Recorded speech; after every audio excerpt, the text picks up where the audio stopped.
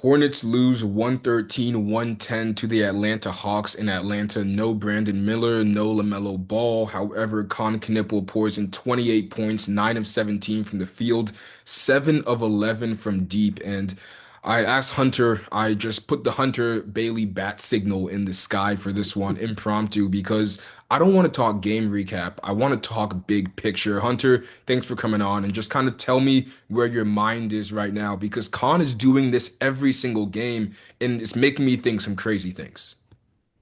Yeah, he's I mean you could tell early in the season, I think back to that Orlando game, it's like longer defenders, long wingspans, big guys could slow him down a little bit, but I'd say the last 9, 10 games, man, it feels like he can get whatever he wants on the court and whoever is around him, whether it's Melo one night, Melo and Brandon, neither of them, it's just him and Miles got to create. I said this to you off the air. I wonder what it's like for him just toggling roles. One night it's like, okay, if you don't get us 30, we're gonna lose to okay, Melo and Brandon are back to I mean, you and I have talked, man, it's to a point where this kid's not a third option, man, at 20 years old, 15, 16 games into his rookie season. That's where I want to go because I was watching this game and I see the Hornets bench, and right next to the Hornets bench is none other than Jeff Peterson, the president of basketball operations, and Rick Schnall, one of the co-owners for this team.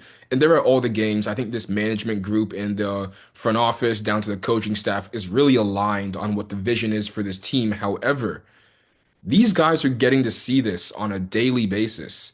And I'm wondering, Jeff Peterson always talks about evaluation, how they will evaluate this team knowing that they have this guy in their locker room on a day-to-day basis going forward. Because although LaMelo Ball has the highest ceiling, although Brandon Miller is the most dynamic, it seems like Khan may be the most reliable, the most steady, and maybe even the easiest to build around.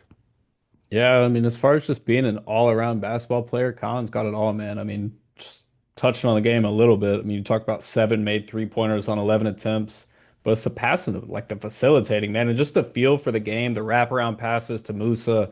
He almost had two there late in the game. Musa kind of fumbled the last one.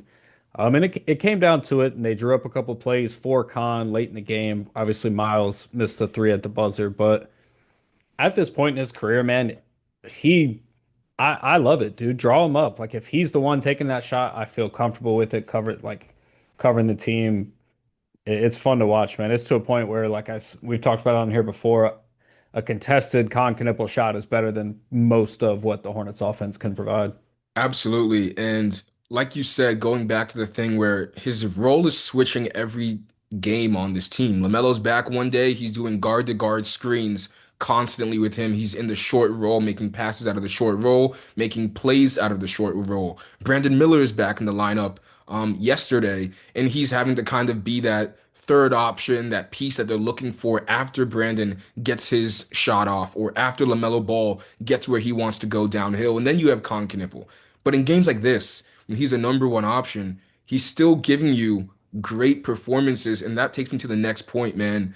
When you are trying to look at where this team can go on the future and everything that surrounds the future of the Charlotte Hornets, how involved does Kon Knueppel need to be, not only in these decisions, but when you're looking at this roster construction, it might need to be how can we fit guys around Kon rather than how can Kon fit around the team we currently have. Yeah, I mean, you look at the core of the team, right? Like this time last year, the big three of the team, it was LaMelo, it was Brandon, it was Mark Williams. Now you put Khan. Khan's that third guy in the mix. So Khan, 20 years old. Brandon Miller just turned 23 yesterday. LaMelo Ball, 24 years old. All these guys. Khan's on a rookie deal. Brandon Miller's extension eligible this summer. Melo's already gotten paid. So you've got your future core. Yeah, I mean, the way you plan around Khan, just to contextualize this, his last 10, 23.1 a game, 6.5 rebounds, 3.3 assists on 51, 44, 94 shooting splits. He's shooting 50, 40, 90 over his last 10 games. And to contextualize a little bit more, just like his game, the three-pointers, saw this Brett Usher stat. It's the most three-pointers through 17 games of your career. Khan has 63. That's on 43.8%. The next highest is 47 through 17 games. So, like I say, shut out Brett Usher. That's a ridiculous stat. 16 higher than second place, man. He's when his shot goes up, you just think it's going in every time.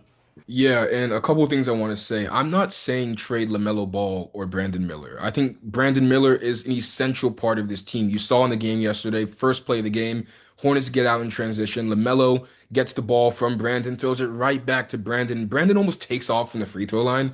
Like this guy, when he is on, is one of the best young players, the best young wings in the NBA, and he also wanted to take that James Harden matchup, although he got a double nickel dropped on him. The whole team got a double nickel dropped on him. However, Brandon is a crucial part of this team. LaMelo Ball is a crucial part of this team because if you want to replace LaMelo, who would you want to replace him with? Another point guard that can find other players like who? LaMelo Ball. What I'm saying is maybe the roles need to change. Maybe LaMelo needs to cut down on the high volume shots and try to find these guys more. What do you think about that?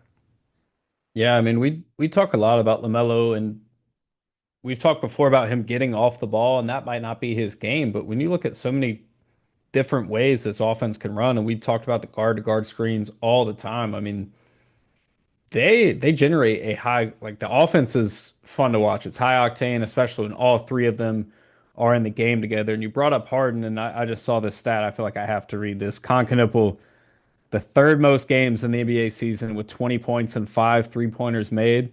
Only Steph Curry and James Harden are ahead of him. This kid's a rookie.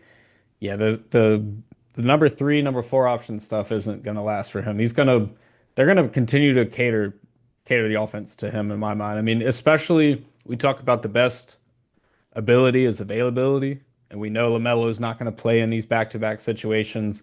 You hope he stays on the court, but Khan, at least 17 games into his career, has shown durable. So I don't know, man. It's that's kind of where we're at right now. You mentioned LaMelo Ball and kind of how he's maybe not an off-ball player, but then there are so many times I see Kon Knueppel get a pass for three, and he takes a pump fake, and the defender is flying at him because Because they you got to know respect it. you Yeah, have to respect it. You have to close out hard. And what does Kon do? It's Klay Thompson-esque. Pump fakes it, puts the ball one dribble, sidestep, finds his squares back up, shoots it, and he's lacing these four threes. point play was yeah, Incredible. cinema. And that's why I'm thinking like when you have the hard closeout and you put the ball on the floor, if you swing it again, now you have a numbers advantage. LaMelo Ball doesn't only need to be a catch and shoot shooter. However, if you can find advantages off of Khan's shooting, then you can get LaMelo going downhill and being the player that we all want to see him to be. You mentioned James Harden. Harden yesterday talking about Khan said, quote, obviously he's shooting the shoot out of the ball, but just putting it on the ground getting to the basket. He's a great pickup for the Charlotte Hornets. Excited to see what he will continue to do. And we've seen other stars also praise this guy's game so early on. So to close off, I see a lot of Klay Thompson in his game. The thing about it is we saw Klay take a back seat because the guy who was number one was unanimous The MVP top five Stephen player Curry, ever. Yeah. a top five, number one point guard of all time, and Kevin Durant on the Warriors. Klay Thompson in 2017, 2018 could have went to a different team and put up insane numbers as their number one player. However, he took a back seat because you're playing behind two other Pantheon guys. That's not what's happening in Charlotte. Kon Knueppel has to see more touches, not just when these guys aren't playing, but also when they're in the lineup as well. And when you bring up Clay, like first thing that comes to my head is like 60 points on 11 dribbles. Like Khan's game is a lot more diverse than that. Like we talked about the low dribble, talked about being able to get to the hole. I mean, we've seen him with a couple dunks this season. It's fun to watch, man. And one last thing for him is like this is the worst he's gonna be. I mean, Yeah. it's only up.